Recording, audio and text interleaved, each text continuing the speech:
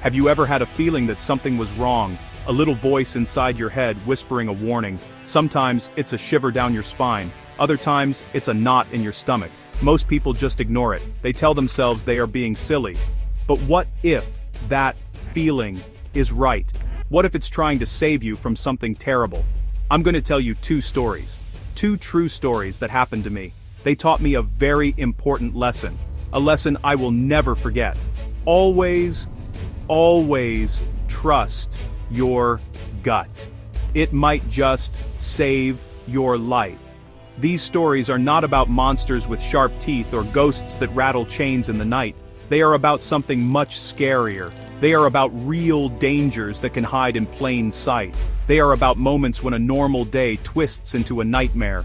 The first story is about a job I used to have, a job that put me face to face with a truly frightening person. It happened on a dark road, far from any help. It was a night that changed everything for me. It showed me how quickly a friendly smile could turn into a cold threat, and how your own car could become a trap.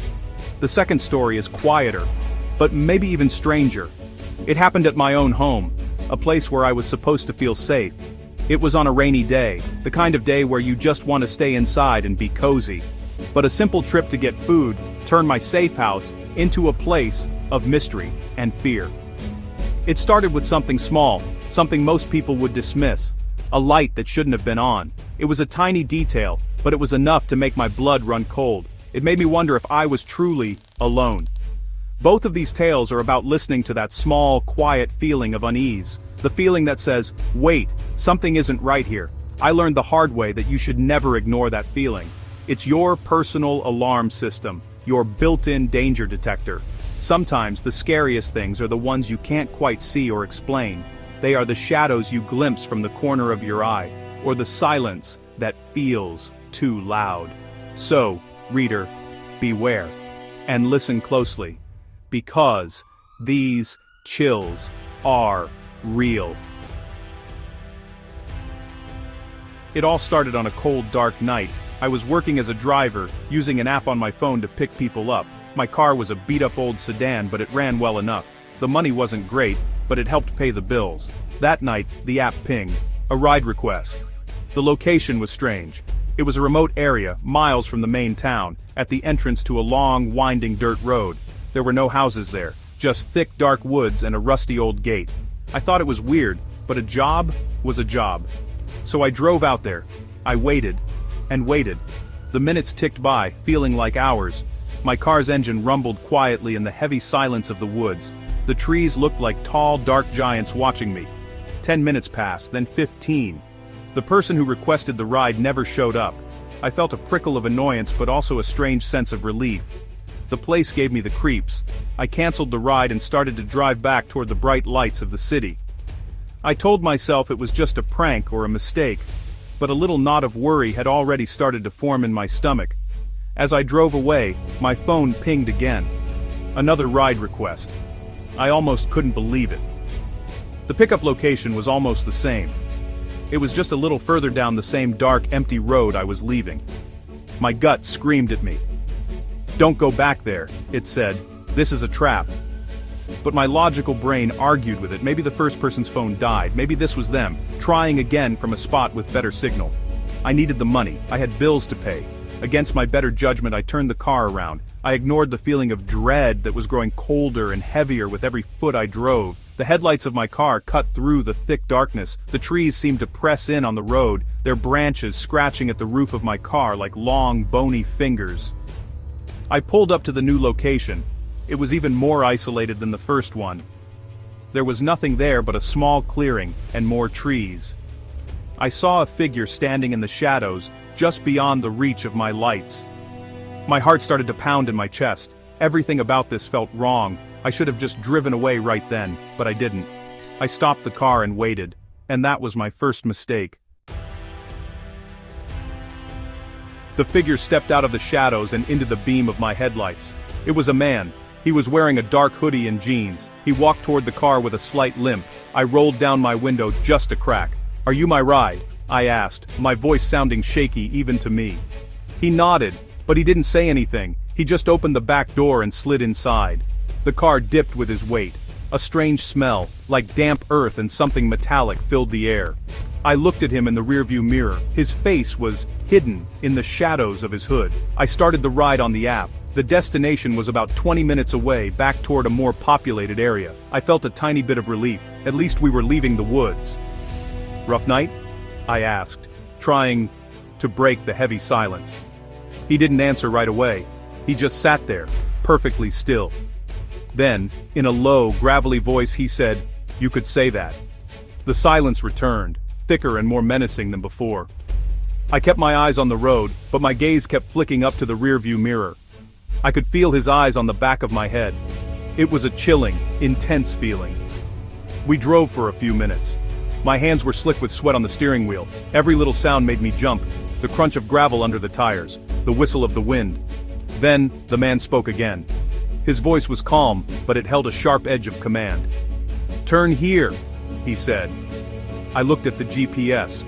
This wasn't the right way. "The app says to go straight," I replied, trying to keep my voice steady. I said, "Turn here," he repeated, his voice harder this time. I changed my mind. I know a shortcut. My heart sank. There were no shortcuts through these woods. I didn't know what to do. My mind was racing. Should I argue? Should I stop the car and tell him to get out? But we were in the middle of nowhere. Who knew what he would do? Fear made my decision for me. I did what he said. I turned off the main road and onto a narrow, unpaved track that disappeared into the pitch-black forest. The car bounced and jolted over rocks and roots. The branches of the trees scraped against the windows like claws. With every foot we drove deeper into the woods. The knot of fear in my stomach twisted tighter.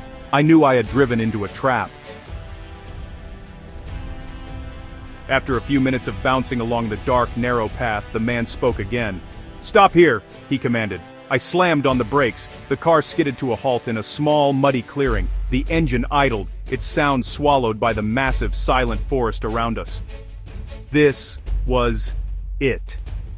This was the end of the line. I looked in the rearview mirror, my heart hammering against my ribs like a trapped bird. The man was leaning forward, and in his hand, I saw the dull gleam of metal. It was a gun. "Get out of the car," he said, his voice cold and empty.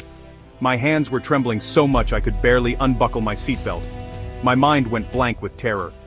This can't be happening, I thought. This isn't real.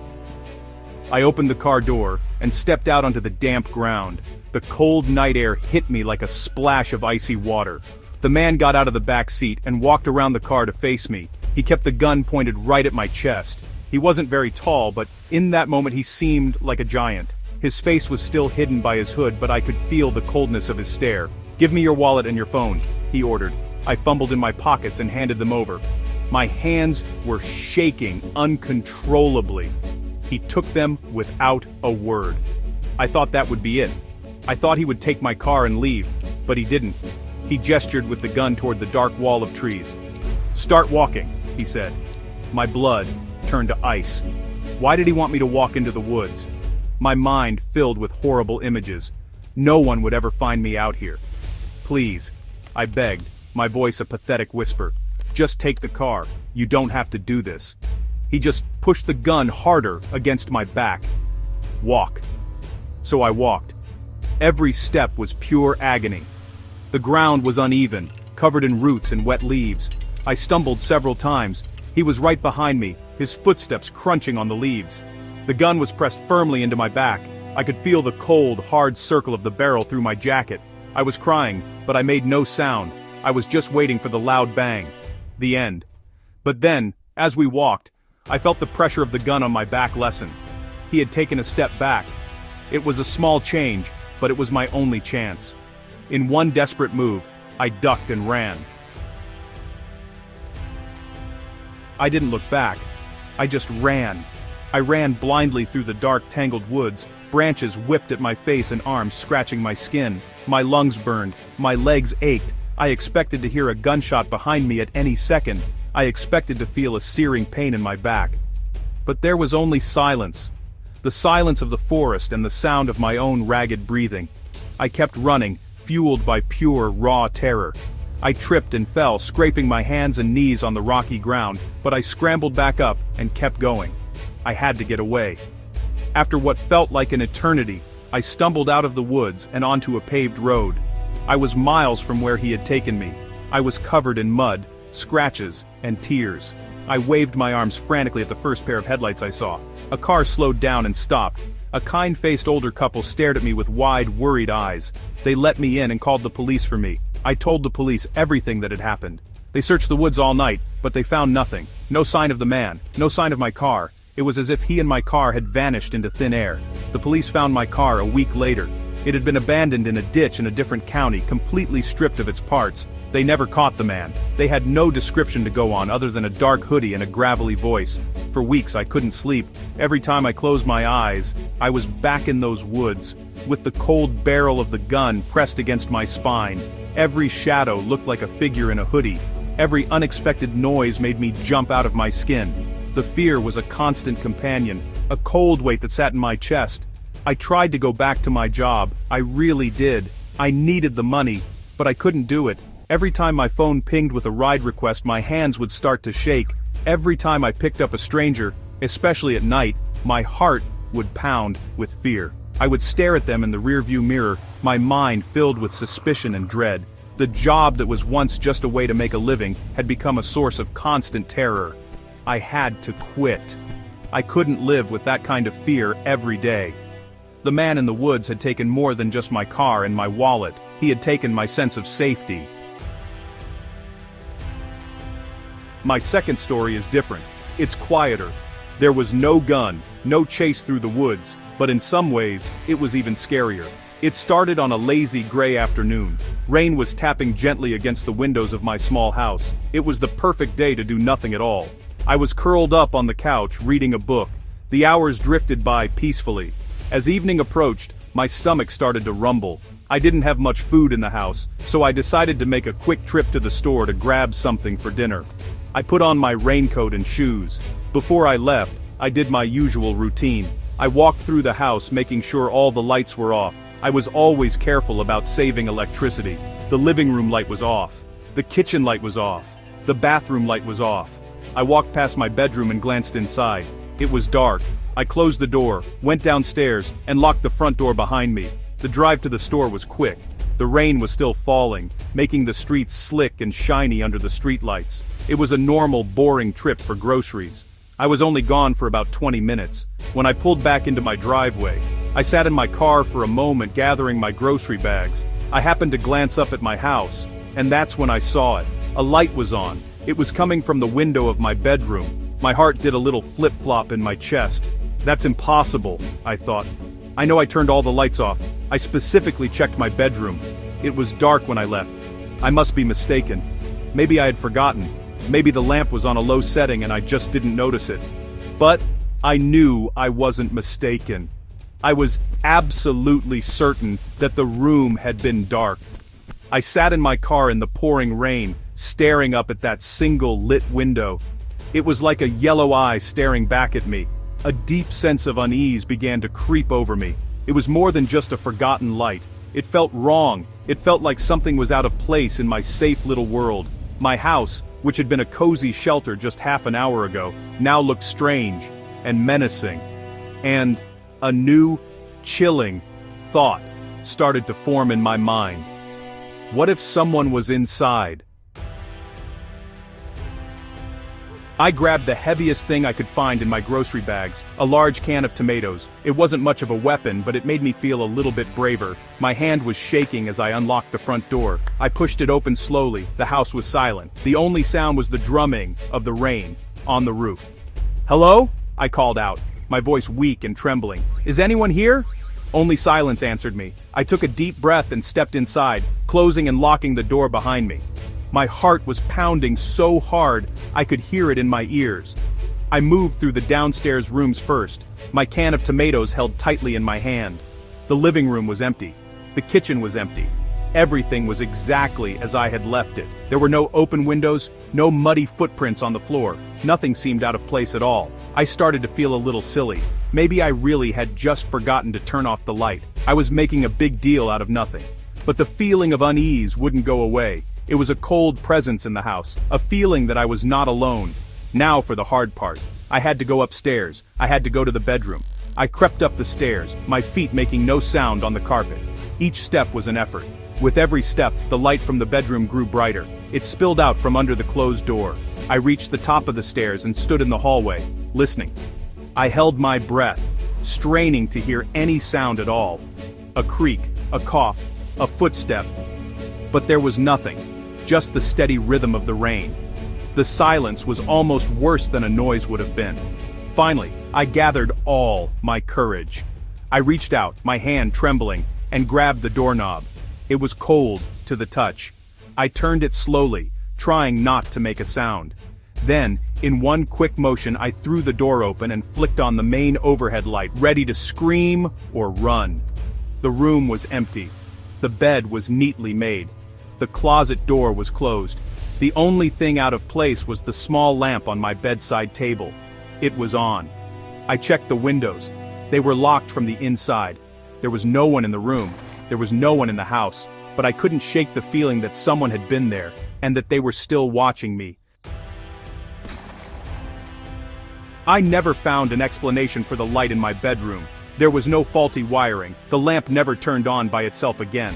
There were no signs of a break-in, ever. It remains a small, unsolvable mystery, a quiet, creepy event on a rainy day. But that night, I didn't sleep in my bed.